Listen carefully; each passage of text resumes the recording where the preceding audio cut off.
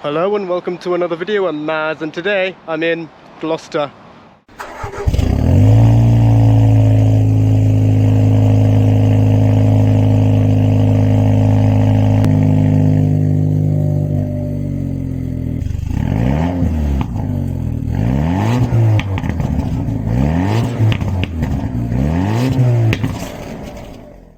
And in today's video I'll be trying out this Mini Cooper S R56. This car was kindly lent to me by my friend Terry, and this is also my first time trying out a Mini. And if you are a Mini owner and would like to have your car featured onto the channel, feel free to reach out, whether it's a classic or a modern model. A quick overview: the Mini was originally a small city car made by British Motor Corporation, or BMC, back in 1959, designed by Sir Alec Isagonis, and that variant lasted all the way to 2000, a 41-year production. But in this case we're going to focus on this variant, the newer Minis. So the modern Mini was introduced in 1997 as a concept car, back when parent company BMW owned Rover, and the original Mini was still being built as the Rover Mini, and went into production in 2001 with the R50 and the R53, replaced by this one, the R56, in 2006, and then the third generation in 2014, and then the fourth generation in the early 2020s. So this particular one is a Mini Cooper S, which is basically the flagship Mini hatchback, excluding the JCW. The entry-level car is known as the One, then comes the Cooper, and then this, the Cooper S, which comes with either a 6-speed manual, or in this case, a 6-speed DCT. And here are all the stats for this particular car. And interestingly, there's been countless of variations of the Mini hatch in R56 form. One notable model has to be the Mini Yachtman, which was sort of a prank where they put a front end of a boat onto one of these Minis. I'll show you a picture of what it looks like. And there was also a coupe and roadster variant known as the R58 and R59, which were in production all the way up until 2017. One thing I forgot to mention, the engine is a 1.6 turbo, unlike the old R53, which is a supercharger, and power is up to 184 PS, but this particular one has an aftermarket forge intake. So here is the front of the Mini R56, and I just wanted to give a mention, this is what the key fob looks like. This particular one does not have a Mini emblem, otherwise there would have been one right here, but still this does showcase the quirky shape of said key. Here's the front of the R53, very similar to the old R50, though one notable design is that the indicators are no longer on the bumpers and they are now integrated on to the headlights. And this particular car has bi-xenon headlights, but the indicator is still halogen. Interestingly, the housing for the washer jets is integrated to the unit as well. Of course, here is the Mini emblem with the wings, and that is a bonnet scoop which is functional. Apparently it lets air into the back of the engine, the signature Mini grille. This particular one is a pre-facelift, and it even has front fog lights. Also, I'd like to mention this metallic blue paint does look very nice in the sun, and interestingly you even get a bonnet bulge with the scoop. Coming around to the side, this car has 17-inch wheels, which are very distinctive to the Cooper S. Chrome element on the side with the S badge as well, denoting that this is the flagship model, excluding the John Cooper works. The general silhouette is exactly the same as its predecessor, and you even get a chrome fuel door. And interestingly, the C-pillar is separate to the glass, whereas on the old R50 it was all continuous.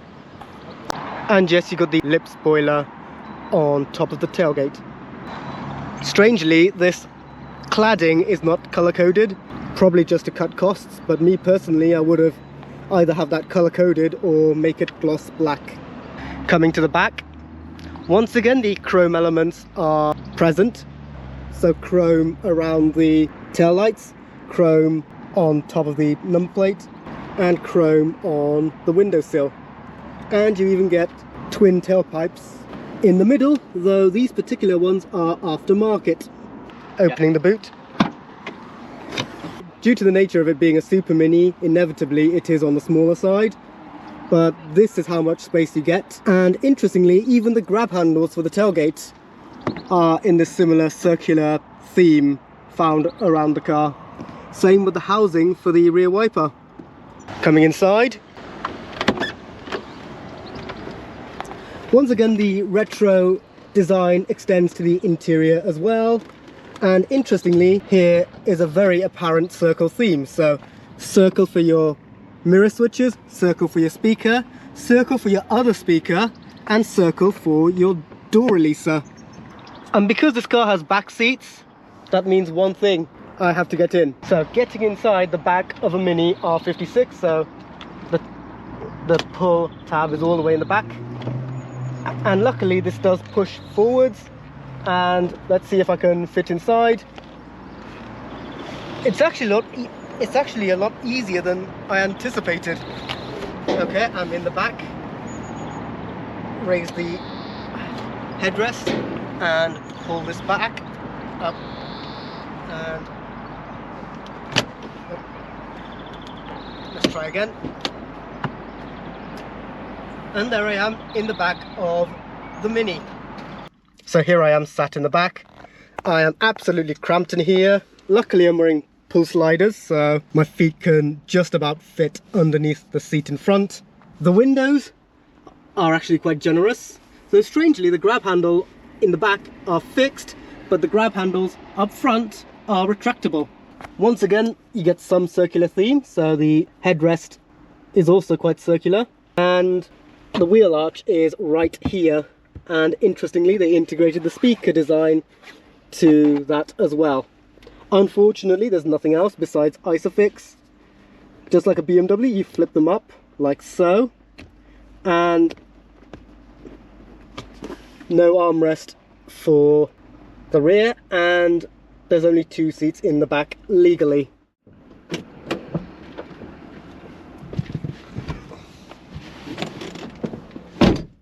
So coming inside, the retro theme once again continues in here.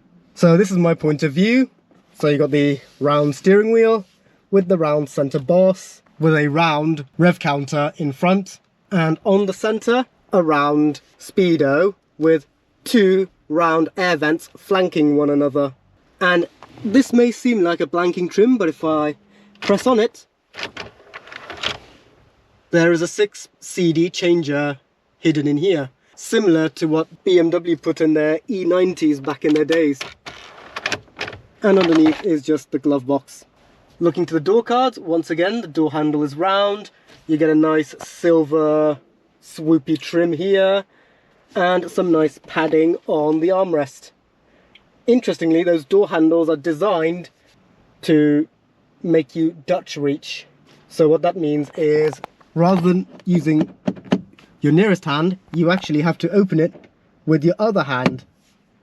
This particular car has the panoramic sunroof, and as I mentioned, it's got the 6-speed DCT.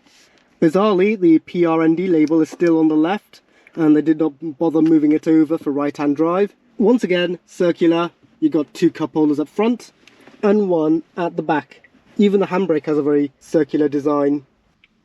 Being the Cooper S, the seats do have some generous bolstering in them, so they are only bolstered for your lower back as opposed to your shoulders.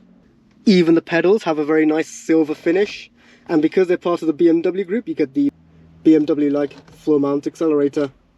You even get a mini emblem for your HVAC controls, and just like a Ford, you get a heated front screen, so you actually get heating elements for the front windscreen. And you get some very nice toggle switches down here. So that's your window, that's your fog, lock, other fog, other window.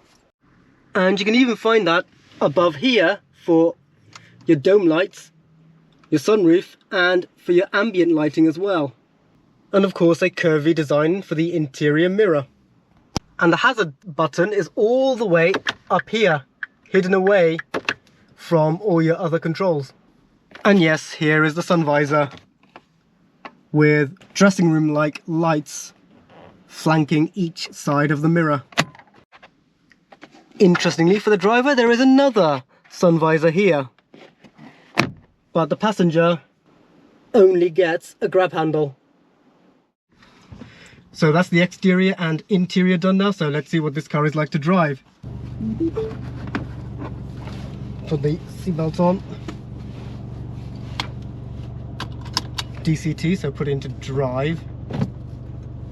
Handbrake, very bulky handbrake, all the way down, and off we go.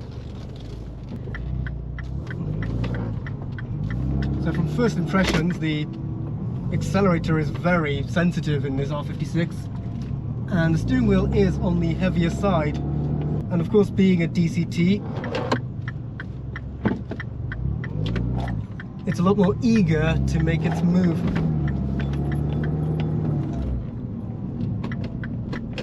And annoyingly, it has these BMW-like indicators where the indicators go back to the center. So to cancel those, you have to press it again the same way. Fortunately, in modern BMWs, they ditched that for good. So I'm assuming the newer Minis also ditched that as well. There's also sport mode, but we'll get back to that later on. This particular Mini has an aftermarket forged induction kit, so there's a lot more intake noise coming through the cabin. The steering wheel is leather. Interestingly, they put a pebble leather texture on, which is actually starting to fade away, but that's normal wear and tear. The indicator stalks and the wipers do feel a little on the bulky side, once again probably to match the overall theme of this car. And we're off to Eastern Avenue. And off we go.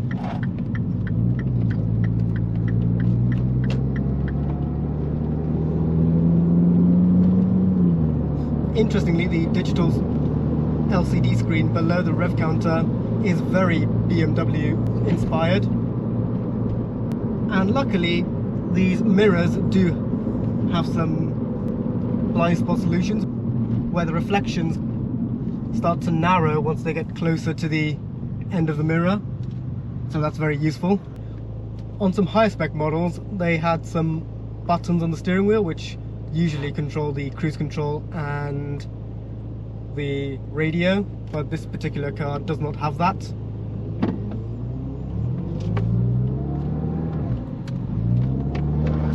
Due to the general nature of it being a DCT, it is a little bit on the jerky side for stop-start traffic, but it's still tolerable, as I am aware that even the VW Group DSG gearboxes lurch their way through stop-start traffic as well. Rearward visibility is very good due to the nature of it being a hatchback with a very big rear window. Taking a right-hander here. How does it perform on this mini roundabout?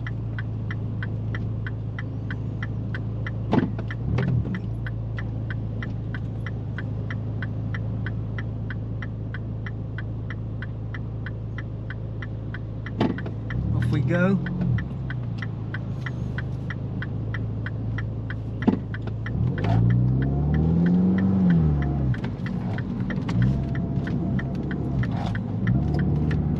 A little bit of body roll coming from the roundabout and over a speed bump. Yep, it goes through that well. Undulations do come in, but I'm really nitpicking considering this is a Super Mini. It went over that speed bump very well. A few of these creaks and rattles, not from the car but rather from the road underneath, is coming through the cabin. But once again, this is a Super Mini, so a lot of these details will be apparent. It still tolerates over these speed bumps well, and it does feel a bit disorientating when you have to look that way to read your speed. Actually, there is a digital speeder underneath, and once again that reader underneath is in that same BMW font from the mid-2000s. And once again, setting off, it does lurch forward. Because the key goes into a slot, you can hear it clatter on every bump. But then again, the speed bumps, as I mentioned, are absolutely fine.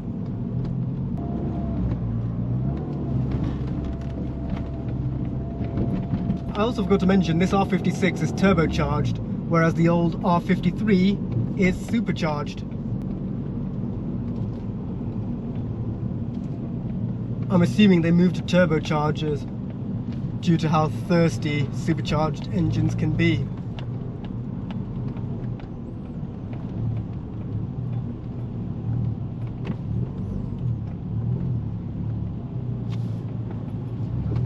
But thanks to the general nature of this Mini, it is very easy to maneuver around, especially when it's fairly busy in this road. Every time I let go of the brake, it does make a clinging noise. There was a slight turbo whistle come out, but that's a sound I personally like. Over a speed bump it goes. It whistles every time I let go of the accelerator.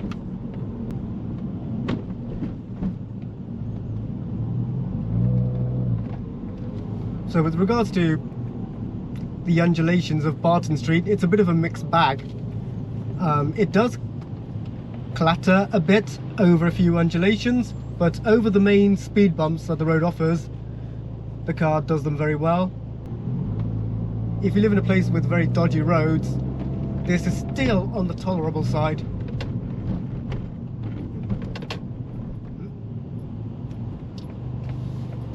And onto Eastgate Street. Going through Eastgate Street. Strangely, it was very busy in Barton, but it's very quiet here in Eastgate. So it's going through the city very well. Once again, you can still feel the undulations. But again, this is a Cooper S at the end of the day, so the suspension is made for the stiffer end of the spectrum.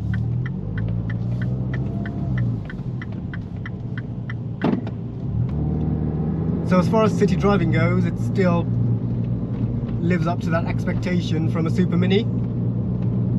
Though in today's case, it was surprisingly quiet in the city centre. And here comes that sharp left.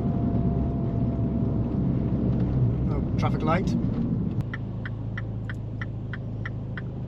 Green light, so let's see, any body roll, any body roll? A little bit. But thankfully the bolsters are strong enough, and thankfully my upper body did not roll out either, so maybe shoulder supports aren't really needed for this particular car. The joke where BMW drivers don't use their indicators, it was thanks to their dodgy indicator system. Okay, it's time to test the final part of the car, what it's like on the open roads. Forgot to mention, just like a Jaguar, the center screen can tell you your average MPG, your average speed, your speedo in digital, and other information, and your fuel range. So let's put this car into sport and see what it's like on the open road. The car is way more eager to rev up. You can easily get to 70. Doing the national speed limit, it is an absolute hoot to drive. This 6-speeder can do 2,500 revs at 70 miles per hour. So on the motorway, it is not too noisy at all. It's very tolerable. Not used to that indicator. So let's get onto that roundabout and see what it's like in manual mode. Paddles to shift up or down, or the lever down here. Luckily Mini have it the right way round, so it's pull back to shift up and then push forward to shift down.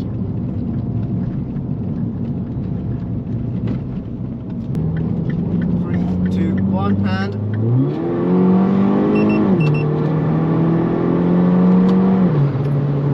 luckily there is a kickdown function on this DCT model.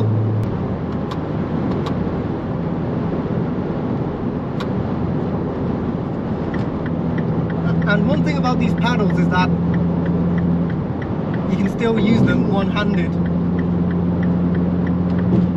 So right now I'm in top gear, and if I push the up paddle the other way, that shifts it down.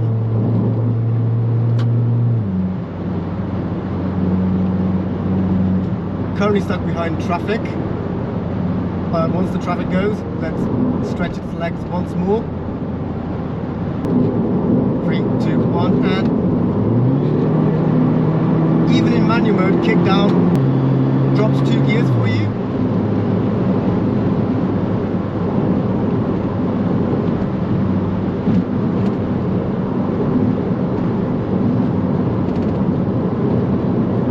Luckily, even at national speed limits, still feels very energetic. The car still feels like it's got a lot of energy left, and still makes you want to push it even more.